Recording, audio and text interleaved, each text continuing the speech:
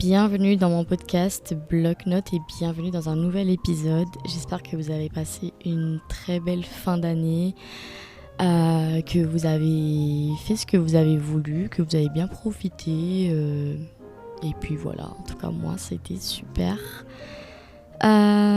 Aujourd'hui j'aimerais te parler d'une phase très courte et encore heureux parce que voilà, ça m'a servi à rien dans ma tentative d'échappatoire. Bon, après, chaque expérience est un apprentissage, une leçon, mais c'est vrai que bon, j'aurais pu éviter ça. J'ai passé pas mal de temps à m'évader un peu de mes soucis personnels. J'ai pris le détachement un peu trop à cœur, et même si ça n'était pas que du détachement, parce que le détachement ce n'est pas ça, mais c'était surtout une envie en fait de fuir. Ça ne m'a pas empêché d'avoir les mêmes soucis en fait. Une fois, je sais pas moi, rentrer à la maison par exemple. En gros, ce que je veux dire par là, c'est que je pense que j'ai un peu mis mon mental en mode off sur pas mal de choses où j'aurais dû m'écouter plus.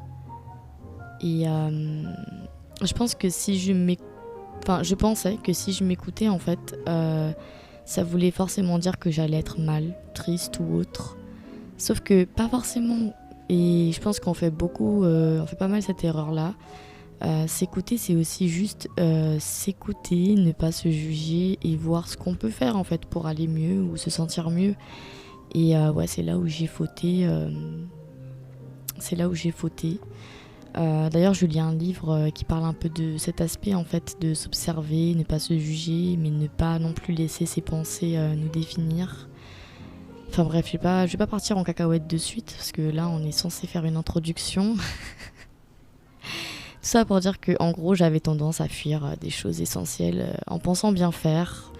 Je me disais que ça allait passer et qu'entre-temps, je me prendrais pas la tête et voilà, que c'était l'idéal. Le truc, c'est que je ne faisais qu'épuiser mon mental et me conduire vers des situations encore plus stressantes et mauvaises. Mais du coup, comment apprendre à se distraire sans se nuire ? Faut savoir que je fréquentais pas forcément les bons endroits et les bonnes personnes selon moi. J'avais tendance à m'évader en soirée, en boîte, et j'avoue que même si j'en abusais pas toujours, mais dans l'alcool aussi. Sur le moment, je m'évadais vraiment, hein, ça me faisait du bien, mais bon, voilà, le retour à la réalité était de plus en plus dur à gérer. Et donc ça faisait un petit cercle vicieux, comme j'aime dire. Et pourtant, j'avais déjà eu cette leçon au passé parce que quand j'habitais à Barcelone, je sortais beaucoup. Et franchement, c'est vrai, j'ai eu de très bonnes expériences. J'ai connu des gens, j'ai connu des endroits et tout. Mais voilà, quand je revenais à la maison, c'était difficile parce que je me sentais à nouveau seule, sans objectif et tout. Bon, après, ça, c'est ce que je ressentais avant. C'était dans une autre phase de ma vie. Aujourd'hui, j'ai plus ce problème-là.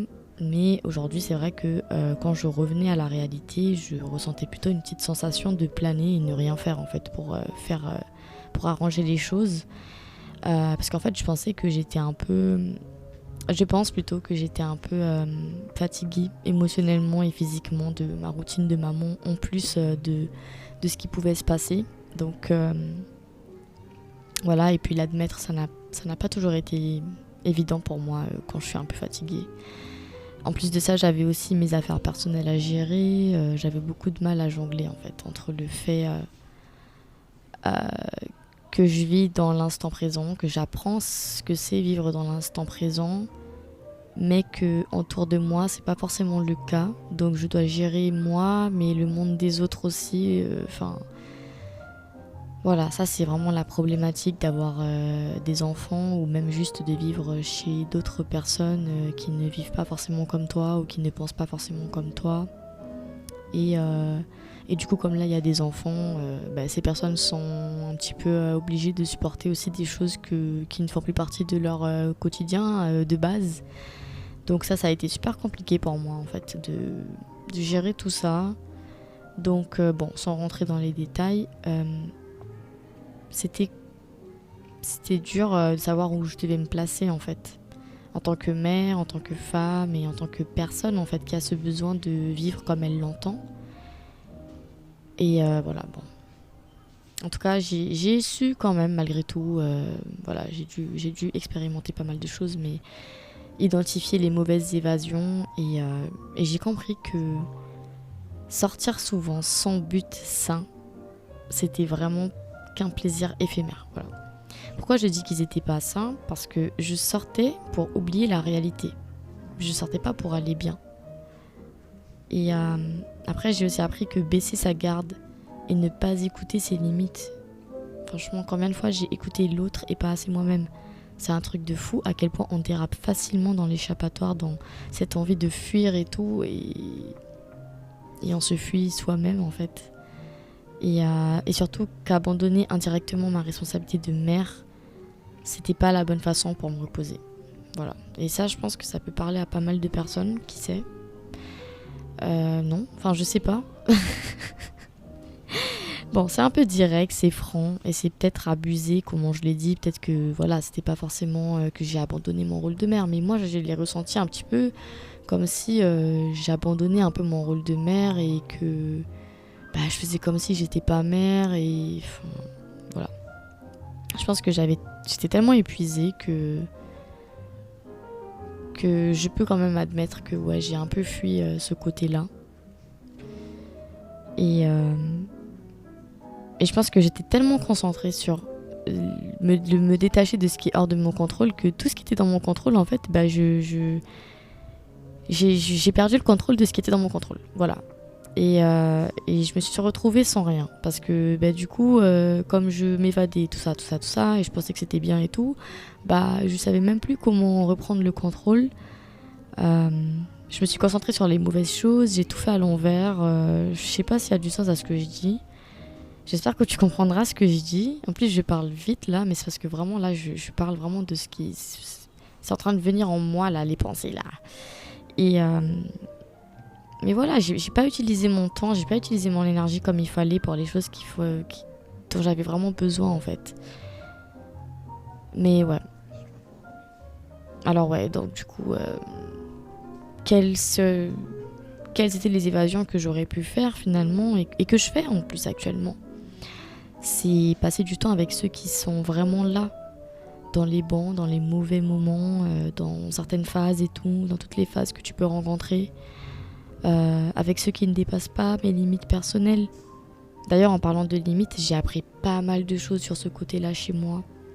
Je pense qu'on a tous des limites énergétiques, des comportements, des bruits, je sais pas, n'importe quoi, des couleurs qui peuvent réellement affecter notre paix intérieure. Et j'ai mis longtemps à accepter ça chez moi parce que je pensais que j'étais arrogante en fait, ou trop exigeante, alors qu'en fait pas du tout, je m'écoutais juste pas. Voilà. Mais ouais, j'ai du mal avec les gens qui ont trop d'ego, j'ai du mal avec les gens excessifs, les gens qui changent de comportement, tu vois, genre un jour ça parle, un jour ça parle pas, les gens hypocrites, je sais pas. Il y a pas mal de choses en fait qui peuvent être trop compliquées pour moi à gérer en fait et à comprendre parce que ça va me faire je vais trop questionner, tu vois, le truc, alors qu'il n'y a pas à se questionner autant. Et ça va aussi m'inciter parfois, si je ne réagis pas, à m'adapter et après ça va exploser. Donc du coup, voilà, j'ai l'impression que c'est juste trop pour moi, c'est hors de ma capacité en fait à gérer et voilà, ça c'est vraiment quelque chose que j'ai appris. Je pense qu'on a tous une personne autour de nous qui est exceptionnelle à ce que nous on aime bien. Enfin, on peut tous avoir quelqu'un qui a un sale caractère et pourtant c'est pas la même chose pour tous nos amis, mais il peut toujours y avoir une personne où tu t'adaptes, mais c'est parce que elle a d'autres qualités, tu vois, qui à tes yeux sont super. Mais tout ça pour dire qu'il y a des choses, oui, il y a des comportements, il y a des couleurs, il y a n'importe quel élément que vous voulez, que ce soit sur quelqu'un ou sur un endroit ou sur ci ou sur ça, il y a toujours des choses qui sont hors de ta capacité à gérer. Et ces choses-là, elles peuvent carrément être des catégories de ce que moi je veux ou je veux plus. Tu vois ce que je veux te dire? Et je pense que c'est important de les écouter, même s'il y a toujours des exceptions dans la vie. Euh, et d'ailleurs, en parlant de tous les éléments, du fait que je viens de préciser que je parle pas forcément des gens ou des comportements, mais aussi d'objets, de sensations, de choses et tout, je pense aussi que quand j'étais en soirée, le fait qu'à la maison, quand je reviens à la maison, c'était un peu difficile pour moi et tout. Bon, mis à part le fait que j'avais des enfants à gérer, c'était aussi le fait que tu passes d'un endroit où il y a beaucoup de bruit, il y a beaucoup de sensations. En plus, si tu bois, tu as aussi des sensations corporelles et tout, émotionnelles et tout. Et après, quand tu rentres à la maison, tu as des sensations totalement différentes. Moi, je pense vraiment que les soirées, les fêtes, tout ça, ça a toujours été quelque chose que j'aime depuis toute petite. J'aime danser, j'aime m'exprimer, j'aime être moi et tout. Mais je pense qu'il y a une limite à tout et il y a des endroits à faire, il y a des choses à dire, il y a des choses à ne pas dire. Enfin, voilà, tout a une limite, tout doit être équilibré et forcément là, c'était pas du tout équilibré. Donc ça aussi, ça fait partie des choses où j'ai vraiment du mal. C'est pas dans ma capacité, voilà, c'est ça que je veux dire par là. Et donc, c'est bête que je pensais que c'était de l'arrogance. De parfois ne pas aimer ci ou ne pas aimer ça, alors que c'est pas de l'arrogance en fait, c'est ton corps qui parle, c'est ton corps qui parle, c'est ton énergie aussi qui te dit et là c'est too much ou là c'est pas assez, tu vois. J'ai aussi compris que vivre l'instant présent, c'était pas forcément fuir ce qui se passe en fait. Eh ben non, l'instant présent c'est plutôt fuir l'influence de tes pensées, qui sont elles-mêmes influencées par des choses qui sont déjà passées et qui n'ont rien à faire là aujourd'hui. Toutes ces négativités ne servent plus à rien. Pourquoi on est là, on s'attarde et tout? Tu sais que tes pensées, elles sont influencées par ça, par l'enfance, par le jour où il y a eu ça et ça s'est passé ainsi. Et bam, croyance limitante. Non. Là, tu dois vivre l'instant présent. Ce qui s'est passé, c'est passé. Tu apprends les choses, tu prends que les leçons, mais tu prends pas l'exclusivité de ce qui s'est passé dans le passé. Tu vois ce que je veux te dire? Donc voilà. J'ai compris aussi que s'écouter, c'était pas forcément être dans le mal et vivre dans ses émotions. C'est justement reprendre le contrôle sur ça et choisir comment réagir, comment agir. Parfois aussi comment s'arrêter ou comment faire la prochaine fois. Et ouais. Toutes ces choses, elles m'ont alors mené à écouter le silence aussi. Celui que j'avais causé, parce que du coup, même si j'étais dans le bruit, tout ça, mais je vivais quand même dans un silence puisque je taisais des choses qu'il fallait pas. Et quand j'ai arrêté tout ça, quand j'ai compris beaucoup de choses, le silence, il a quand même continué. Et je l'ai écouté. Et ce silence, il m'a motivée à changer les choses et à me rapprocher en fait de ce qui est là maintenant. D'ailleurs, je suis allée à Maïmon, dans le petit village du papa des enfants. Ça m'a fait un bien fou parce que c'est un village, c'est petit... les enfants, ils jouent, ils n'ont pas de préoccupations, tout le monde se connaît. Enfin, il y a vraiment une paix dans ce village qui m'a fait du bien. Je me suis bien reposée, franchement, là-bas. Et c'était simple, mais rempli de bonnes choses, de bons moments. Et ouais, moi, je pense que ça m'a fait un grand bien, en fait, de passer du bruit, du trop au silence mais qui parle. Voilà. Et en résumé, en cette fin d'année, je pense que j'ai surtout appris à respecter mes limites en fait. Parce que même si je les connaissais, tout ça, on apprend toujours à se connaître. Ça, c'est pas nouveau. Mais je pense que là, ce que j'ai appris, c'est à les respecter. Voilà. À force d'avoir été testée sur ça, j'ai accepté que ce côté-là chez moi, comme je disais tout à l'heure, et à quel point ça fait du bien de faire comme on l'entend et pas comme la personne veut que tu l'entendes ou la situation veut que tu l'entendes. il faut s'écouter soi.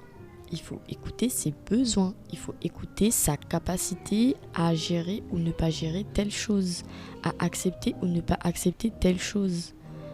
Et surtout, il faut pas laisser tes pensées t'emmener vers un cercle vicieux bien bizarre là. Non. Non, vis l'instant présent. Là, je suis en train de faire le podcast. Je ne suis pas en train de penser à autre chose. Je suis en train de penser à mon podcast. Et à quel point ça me fait du bien de parler, de tenir ce micro, de regarder ma chambre qui m'inspire, qui me rappelle des choses et tout. Pas du passé, hein, quand je dis qu'il me rappelle des choses, mais qui me rappelle des choses de ce que je veux dire là, maintenant, dans le présent. D'ailleurs, ça aussi, c'est vraiment quelque chose que je trouve que ça permet de vivre bien dans l'instant présent, de ne pas rester là dans le futur et le passé. C'est le livre que je suis en train de lire. Il est trop bien, franchement. Je comprends tout ce qu'il dit. Et le pire, c'est que des fois, il te rappelle à quel point tout ce qu'il dit, tu le sais déjà, en fait. Et je l'ai beaucoup lu à Maïman, parce que du coup, je l'ai acheté à Noël, mais j'ai commencé à le lire à Maïman. Donc, fin d'année, quoi. Et franchement, il est trop bien, il est trop relaxant et tout. Je suis encore en train de le lire, hein, je l'ai pas fini, mais ouais, il est parfait.